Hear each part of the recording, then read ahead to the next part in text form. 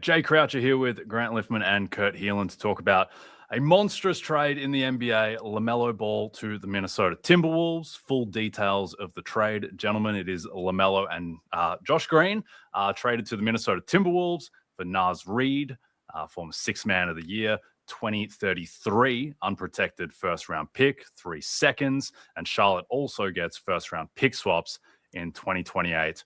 29 and 30. So this is a blockbuster in the truest sense. Kurt, what do you think of the trade? Is this too much to give up for LaMelo? And should the Wolves have taken this swing? Those are all really good questions. Obviously, the biggest loser out of this draft is drivers on icy roads near LaMelo Ball. But aside that,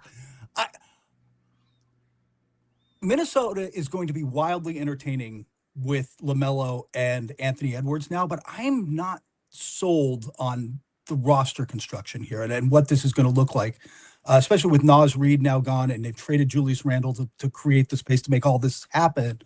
You've got Rudy Gobert back there. You've got Jaden McDaniels, but I'm not sold on the defense of this team at the same level it was. And it was a team that rode that defense to the Western Conference Finals for a couple of years with enough offense. I don't love this for Minnesota, and maybe I'm missing something. Grant, do you see something you like better out of this for them? I like it almost better for Charlotte.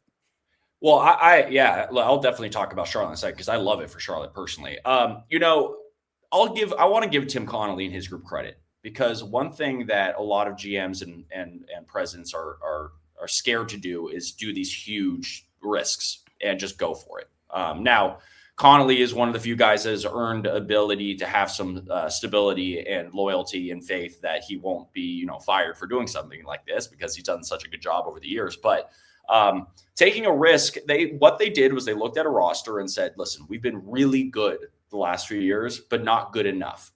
And the problem with them is some mismanagement of assets in the past, whether it be the Dillingham move, et cetera, in the past. I do think that they felt like they didn't have many avenues to switch things up. And Julius Randle, they make that move, and that coincided with this move because they knew what they were doing. Everything's tied into each other. And Randle gets traded, who was very productive for them, but clearly had an issue in the playoffs. Ayu Dosunmu, who really was incredible during the playoffs, right? So that he's kind of the new Nickeil Alexander-Walker, but better for the Minnesota version. Nickeil ended up being amazing with the Hawks. So all that happens, and I'm getting to LaMelo here, and you bring in somebody who they clearly knew they needed an offensive generator. You could not just rely on guys just kind of spreading the floor and waiting for Ant to do something. You take him out, you need somebody to generate offense like that. And to your point, Kurt, they're doubling down on offense right now. They're saying we are going all in and saying, hey, Dosunmu, Ball, and those guys are offensive generators that will help us. DiVincenzo's injury is a really big bummer for this team because he is somebody that would fit in very nicely with this roster and help them out a lot. I think the biggest concern for me in this is you're putting a lot of faith in Rudy Gobert just being able to hold down the fort for this team. Naz Reid really helped this team quite a bit. He was an adult in the room for them in a lot of ways. Yeah, and Naz just really, he switched things up, and you were able to change it and be more offensive focused, but then give Rudy the rest he needed. Julius Randle even plays some small ball center at times. So Rudy is now put in a position. I thought Rudy was fantastic. I think he's always gotten too much crap from people, but he was really good in the playoffs for the most part. And then you see some flaws here or there that lead to issues with this team, but it's just a lot of pressure on Rudy now, a lot of pressure to be like, hey, our defense is solely relying on you protecting the paint. Jaden McDaniels is a very good defender. Don't get me wrong, but when it comes to the paint, no one is going to be help side rim defenders for Rudy. So playing in the drop and doing that, it's going to be an experiment. And to everything you said, Kurt, it's going to be an offensive experiment. It is a very high risk, high reward trade to me. Go ahead. No, I'm sorry. I think you're also betting on LaMelo's health, which was great last year. And, he has played in 70 games, but 47 was the most the previous 3 seasons. Like, you're betting on a lot there.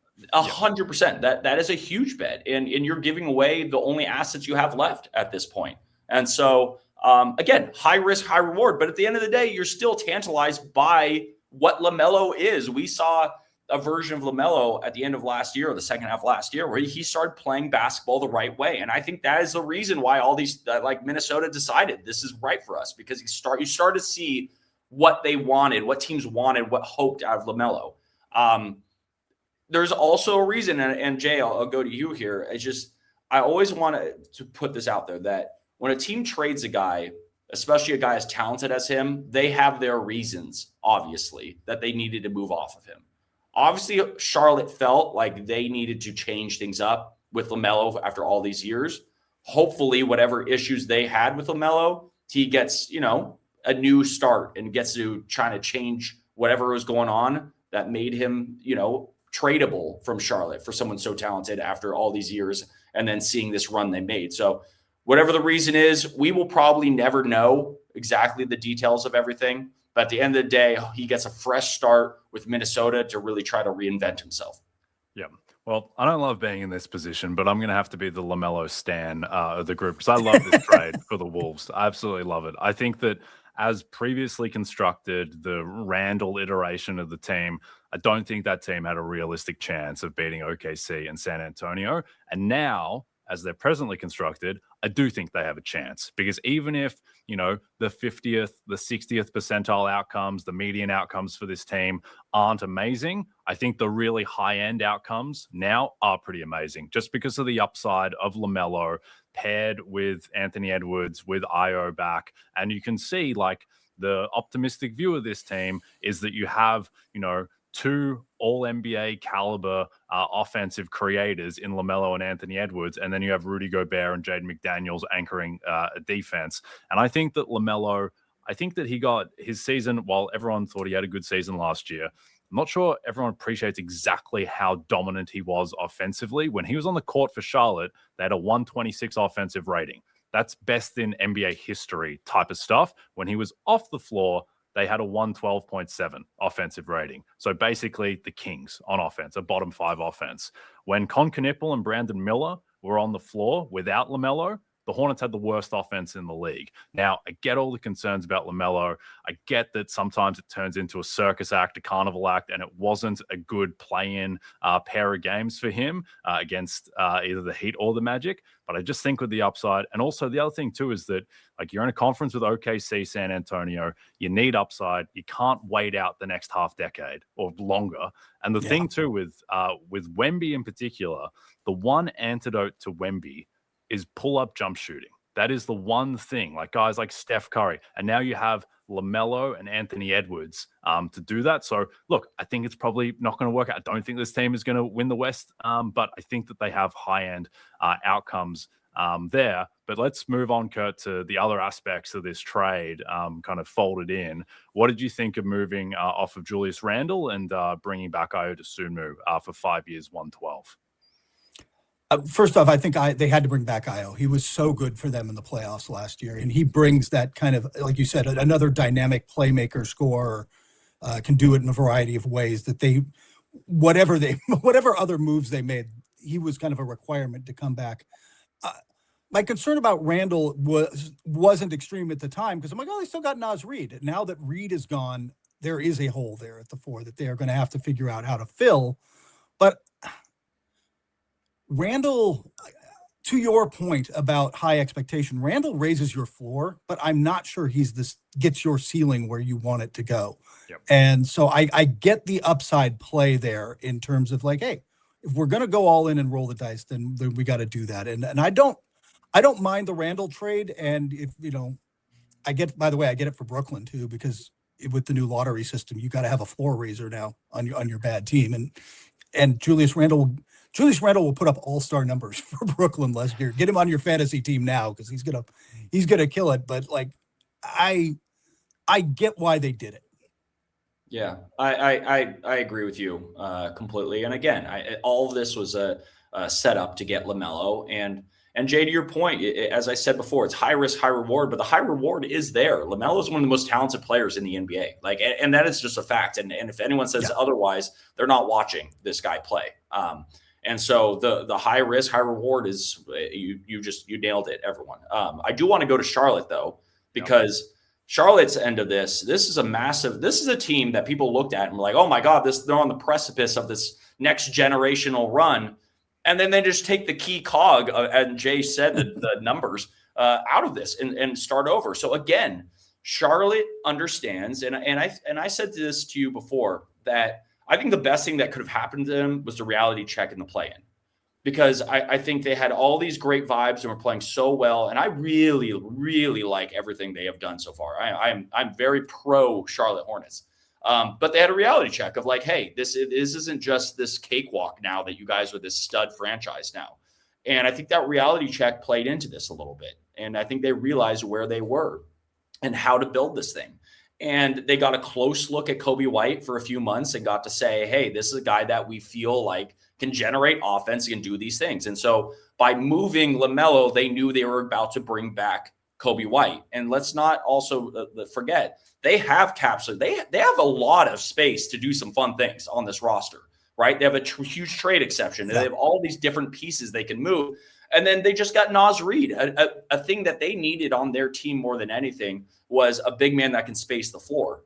And now you got someone like Naz Reid to go with Musa Diabate, of Ryan Kalkbrenner. You have some really good young talent on this team. You add more first. This team is loaded with picks. I absolutely love this for Charlotte. And again, I totally understand that maybe their offense and the way they generate offense will take a little bit of a hit, but there are many positives that also come with this move. And I think Charlotte is just on the right track. And they're not done, by the way. They're going to be doing some stuff, right? Like they are a confident group. They understand they're on the precipice of something nice here. They've had plenty of talks about Miles Bridges getting moved potentially. There are things to come in Charlotte. I think they have their head in the right place. They're not trying to rush anything. And I think if they just said, hey, we're all in with LaMelo, with this group, let's get it going, I think they would have been rushing the process a little bit. And I think they're trying to take a smart, calculated move in the way they're approaching this. And I think Kobe White signing for that deal, which was very reasonable, I think that helps them. By the way, I think, look, they're going to be less in my TikTok feed now as with the highlights, but they built a more stable winning franchise now with Kobe White and Brandon Miller and Con Knipple. And, you've got Christian Anderson off the bench now, who they just drafted. Like, you've got a good guard rotation. Like you said, Naz Reid was exactly what they needed. That's a good team. That is a good team that can probably do better in a postseason setting than what we saw last year. Yep. And I think that as much as I love the trade for Minnesota, I think the difference is, and why it can still be a good trade for Charlotte as well, is that when you're Minnesota and you're in the West and you have Anthony Edwards and Rudy Gobert, the age that he is, like, you need to be taking home run swings. I don't think Charlotte needs that. I think it's not the worst idea potentially in terms of like your stability as a franchise to get out of the LaMelo Ball business and to cash in at this point, potentially at what could be his highest point, even though, he is 24 years old. And Kobe White, who I think a lot of people think of Kobe White as like, a bench gunner type. I've got a Terrence Ross jersey hanging behind me, like someone like that. But Kobe White, I think, does have kind of higher end outcomes. His shooting off the dribble, his ability to get to the rim, like he has shown real flashes, and it's just going to be a super fun team as well. The shooting of Kobe White, Con, Brandon Miller, Naz Reid starting at the 4, like this is just going to be an epic league pass team, which is crazy. They've gotten rid of LaMelo Ball, who is like league pass unto himself, but they have retained epic league pass status all the same. So and Jay, also, I also want to talk about the money part of this, because we have seen teams like Washington invest a ton of money in Trae Young, for instance. And you look at this, and Trae, for somebody who is an offensive generator, obviously, we know what Trae Young can do, and Washington's investing a max contract on him. You look at Kobe White, and we're talking about 3 years, $74 million in somebody like that, right? Again, I'm not saying Kobe White and Trae Young are on the same level. Trae Young is a perennial all-star, and he could put up these huge, massive numbers. But you're talking about offensive generators and guys that can do things, and young players and guys that maybe have more to their game that's left. And I think that's what gets exciting about a contract like that for Kobe White. Here's this opportunity for him on this offense that can do some things. Trae, on the other hand, like he is a known commodity. You know what you have with him.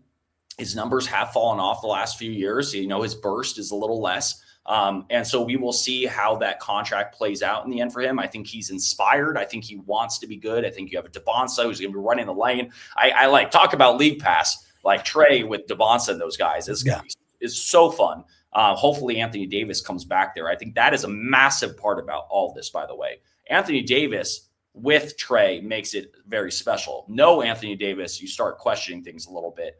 And then I'd be remiss not to mention the Austin Reeves to the Lakers as well, right? They're paying a ton of money for Austin. And I think Austin is a really good player. I think somehow it was underrated even this season, the way people talk about him, like they're blown mind, like a max contract. Look at what he did this year. He is fantastic.